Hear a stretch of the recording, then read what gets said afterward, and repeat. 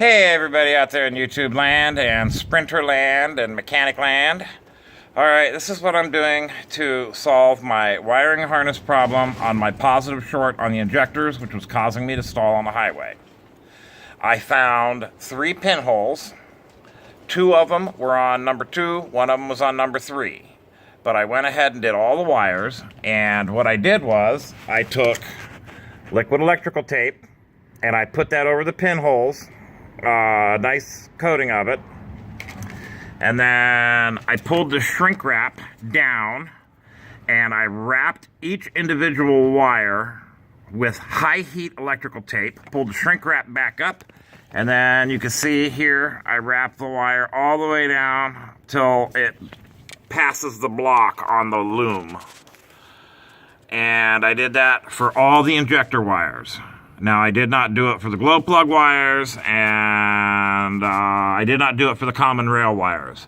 I did not see any wear or shorts in there. And then, this Felpro, it's rubberized Felpro gasket material. I'm going to use as my insulator. You can see it up down there, so I'm tucking it down in here, like so, to fit in here. And it's not cut perfect, but it's good enough to act as an insulator. Oops, I might show my hand all the way there. And so this is going to be my insulator between the block and the wires.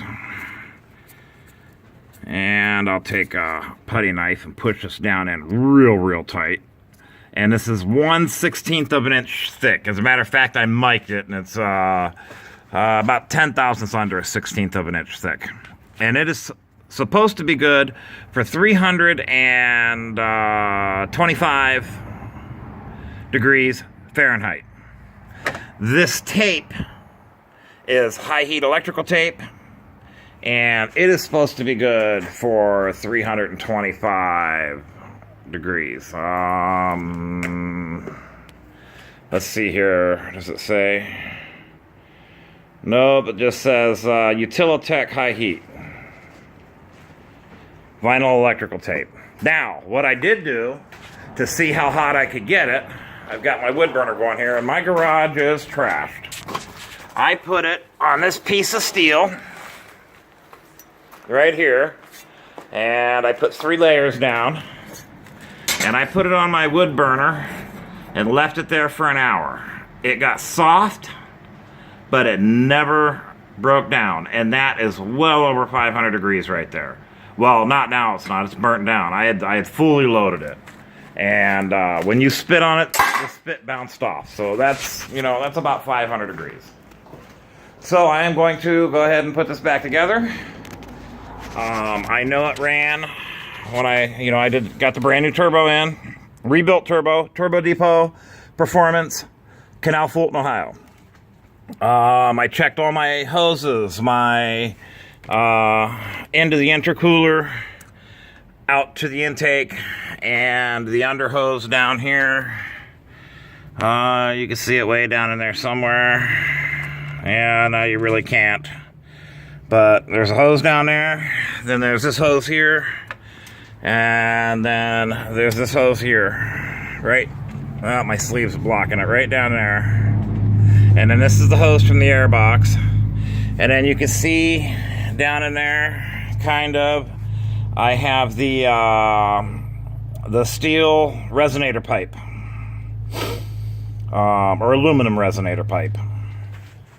And so all this should be good to go. I'm gonna put her together, and then I might have a little bit of problem starting it because I pulled those fuel lines. So I'm gonna get her running, drive her for the next couple days, and then off on the road trip we go. My wife has never been west of the Mississippi. We're going to take the southern route because presently there's 4 to 6 feet of snow in the Santa Anas in California.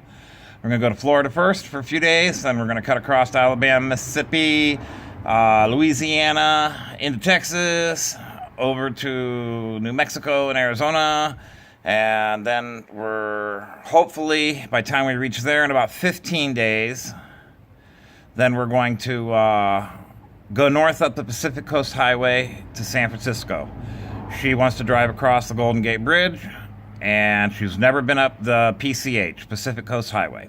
Many blessings, everyone, and I'll shoot another video when I start her up and have all this stuff wired back together. There is like, I think it's 21. This is for the turbo here. And if the turbo's here, that's the ground wire for the alternator. And then mass airflow sensor. And this goes to here. And 5 here. 5 here. 2 on the common rail. 1 here. Oh, this is a very interesting one. Right there in front of the dipstick. I'm not sure what that is. Probably oil pressure.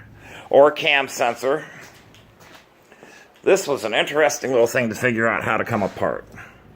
This is the wire loom that protects it, because that wire makes a tight right angle.